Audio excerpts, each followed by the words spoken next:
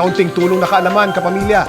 Alam niyo bang ayon sa DOH, merong proper cough etiquette o tamang paraan ng pag-ubo upang makaiwas na manghawa sa iba? Una, palaging magdala ng panyo o tissue. Gamitin tong pantakip sa bibig at ilong tuwing umuubo. Kung abutang walang dalang panyo o tissue, maaring gamitin ang manggas ng inyong damit o gitang bahagi ng inyong braso, katulad naman ito. Lumayo sa mga tao kapag ikaw ay umuubo. Huwag dumura. Itapon ng maayos ang gamit na tissue. Palaging maghugas ng kamay pagkatapos suminga o umubo. Gumamit din ng alcohol o hand sanitizer. Ito po si Kuya Kim nagpapaalala. Iligtas po natin ang Pilipinas sa COVID-19.